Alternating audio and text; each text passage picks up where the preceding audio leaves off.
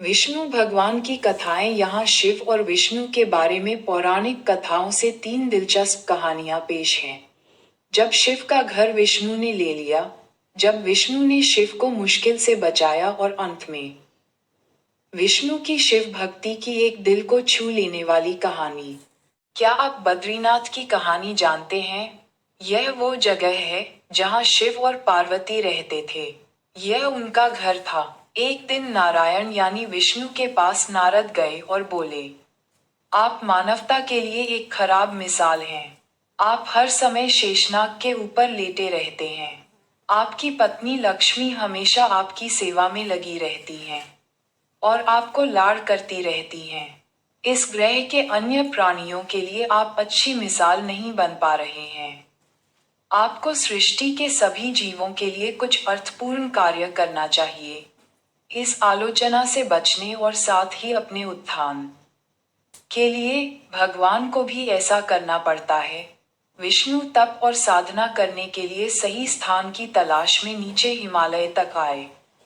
वहां उन्हें मिला बद्रीनाथ, एक अच्छा सा छोटा सा घर, जहां सब कुछ वैसा ही था जैसा उन्होंने सोचा था। साधना के लिए सबसे आदर्श जगह लगी उन्हें ये। वह उस घर के अंदर गए। घुसते ही उन्हें पता चल गया कि यह तो शिव का निवास है और वह तो बड़े खतरनाक व्यक्ति हैं। अगर उन्हें गुस्सा आ गया तो वह आपका ही नहीं, खुद का भी गला काट सकते हैं। ऐसे में नारायण ने खुद को एक छोटे से बच्चे के रूप में बदल लिया और घर के सामने बैठ गए। उस वक्त शिव और पार्वती बाहर कहीं टहलने गए थे। जब वे घर वापस लौटे तो उन्होंने देखा कि एक छोटा सा बच्चा जोर जोर से रो रहा है। पार्वती को दया आ गई। उन्होंने बच्चे को उठाने की कोशिश की। शिव ने पार्वती को रोकते हुए कहा, इस बच्चे को मत छूना। पार्वती ने कहा, कितने क्रूर हैं आप, कैसी नासमझी की बात कर रहे हैं। मैं तो इस बच्चे को उठाने जा रही हूँ। देखिए तो कैसे रो रहा है। शिव बोले, जो तुम देख रही हो उस पर भरोसा मत करो। मैं कह रहा हूं न, इस बच्चे को मत उठाओ। बच्चे के लिए पार्वती की स्त्री सुलभ मनोभावना ने उन्हें शिव की बातों को नहीं मानने दिया। उन्होंने कहा, आप कुछ भी कहें, मुझे कोई फर्क नहीं पड़ता। मेरे अंदर की माँ बच्चे को इस तरह रोते नहीं देख सकती। मैं तो इस बच्चे को जरूर उठाऊंगी। और यह कहकर उन्होंने बच्चे को उठाकर अपनी गोद में ले लिया। बच्चा पार्वती की गोद में आराम से था और शिव की तरफ बहुत ही खुश होकर देख रहा था। शिव इसका नतीजा जानते थे, लेकिन करें तो क्या करें, इसलिए उन्होंने कहा, ठीक है, चलो देखते हैं क्या होता है। पार्वती ने बच्चे को खिला पिला कर चुप किया और वहीं घर पर छोकर खुद शिव के साथ गर्म पानी से स्नान के लिए बाहर चली गईं। वहां पर गर्म पानी के कुंड हैं। उसी कुंड पर स्नान के लिए शिव पार्वती चले गए। लौटकर आए तो देखा कि घर अंदर से बंद था। शिव तो जानते ही थे कि अब खेल शुरू हो गया है। पार्वती हैरान थी कि आखिर दरवाजा किसने बंद किया। शिव बोले, मैंने कहा था न, इस बच्चे को मत उठाना। तुम बच्चे को घर के अंदर लाईं और अब उसने अंदर से दरवाजा बंद कर लिया है। पार्वती ने कहा, अब हम क्या करें? शिव के पास दो विकल्प थे। एक, जो भी उनके सामने है उसे जलाकर भस्म कर दें, और दूसरा, वे वहां से चले जाएं और कोई और रास्ता ढूंढ लें। उन्होंने कहा, चलो कहीं और चलते हैं, क्योंकि यह तो तुम्हारा प्यारा बच्चा है, इसलिए मैं इसे छू भी नहीं सकता। मैं अब कुछ नहीं कर सकता। चलो कहीं और चलते हैं। इस तरह शिव और पार्वती को अवैध तरीके से वहां से निष्कासित कर दिया गया। वे दूसरी जगह तलाश करने के लिए पैदल ही निकल पड़े। दरअसल बद्रीनाथ और केदारनाथ के बीच, एक चोटी से दूसरी चोटी के बीच सिर्फ 10 किलोमीटर की दूरी है। आखिर में वह केदार में बस गए और इस तरह शिव ने अपना खुद का घर खो दिया। आप पूछ सकते हैं कि क्या वह इस बात को जानते थे? आप कई बातों को जानते हैं, लेकिन फिर भी आप उन बातों को अनदेखा कर उन्हें होने देते हैं। यौगिक कथाओं में ऐसी कई कहानियां हैं जिनमें बताया गया कि शिव की करुणा कोई भेदभाव नहीं करती और वे किसी की इच्छा पर बच्चों की तरह भोलापन दिखाते हैं। एक बार गजेंद्र नामक एक असुर था। गजेंद्र ने बहुत तप किया और शिव से यह वरदान पाया कि वह जब भी उन्हें पुकारेगा, शिव को आना होगा।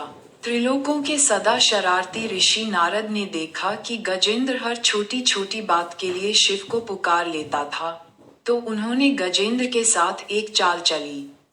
उन्होंने गजेंद्र से कहा, तुम शिव को बार बार क्यों बुलाते हो? वह तुम्हारी हर पुकार पर आ जाते हैं। क्यों नहीं तुम उनसे कहते कि वह तुम्हारे अंदर आ जाएं और वहीं रहें, जिससे वह हमेशा तुम्हारे अंदर होंगे? गजेंद्र को ये बात अच्छी लगी और फिर उसने शिव की पूजा की। जब शिव उसके सामने प्रकट हुए, तो वह बोला, आपको मेरे अंदर रहना होगा, आप कहीं मत जाइए। शिव अपने भोलेपन में एक लिंग के रूप में गजेंद्र में प्रवेश कर गए और वहां रहने लगे। फिर जैसे जैसे समय बीता, पूरा ब्रह्मांड शिव की कमी महसूस कर रहा था। कोई नहीं जानता था कि वह कहाँ है। सभी देव और गण शिव को खोजने लगे। काफी खोजने के बाद जब कोई यह पता नहीं लगा पाया कि वह कहाँ है, तो वे हल ढूंढने के लिए विष्णु के पास गए। विष्णु ने स्थिति देखी और कहा, वह गजेंद्र के अंदर हैं। फिर देवों ने उनसे पूछा कि वे शिव को गजेंद्र के अंदर से कैसे निकाल सकते हैं, क्योंकि गजेंद्र शिव को अपने अंदर रखकर अमर हो गया था। हमेशा की तरह विष्णु सही चाल लेकर आए। देवगण शिव भक्तों का रूप धरकर गजेंद्र के राज्य में आए और बहुत भक्ति के साथ शिव का स्तुतिगान करने लगे। शिव का महान भक्त होने के कारण गजेंद्र ने इन लोगों को अपने दरबार में आकर गाने और नाचने का न्योता दिया। शिव भक्तों के वेश में देवों का ये दल आया और बहुत भावनाओं के साथ, बहुत भक्तिपूर्वक वे शिव के लिए भक्ति गीत गाने और नाचने लगे। शिव, जो गजेंद्र के अंदर बैठे हुए थे, अब खुद को रोक नहीं सकते थे, उन्हें जवाब देना ही था। तो वह गजेंद्र के टुकड़े टुकड़े करके उससे बाहर आ गए। शिव की पूजा देवता और राक्षस, देव और असुर, श्रेष्ठ और अधम दोनों करते हैं। वह हर किसी के लिए महादेव हैं। विष्णु भी उनकी पूजा करते थे। विष्णु की शिव भक्ति को बताने वाली एक बहुत सुंदर कहानी है। एक बार विष्णु ने शिव से वादा किया कि वह शिव को 1008 कमल अर्पित करेंगे। वह कमल के फूलों की तलाश में गए और पूरी दुनिया में खोजने के बाद भी उन्हें सिर्फ 1007 कमल के फूल मिले। एक कम था। उन्होंने आकर सब कुछ शिव के सामने रख दिया। शिव ने अपनी आंखें नहीं खोली। वह सिर्फ मुस्कुराए क्योंकि एक कमल कम था। फिर विष्णु ने कहा, मुझे कमल नयन कहा जाता है, जिसका अर्थ है कमल के फूलों की तरह आंखों वाला भगवान। मेरी आंखें किसी कमल की तरह सुंदर हैं, तो मैं अपनी एक आंख अर्पित करता हूँ। और उन्होंने तुरंत अपनी दाहिनी आंख निकालकर लिंग पर रख दी। इस तरह की भेंट से प्रसन्न होकर शिव ने विष्णु को प्रसिद्ध सुदर्शन चक्र दिया।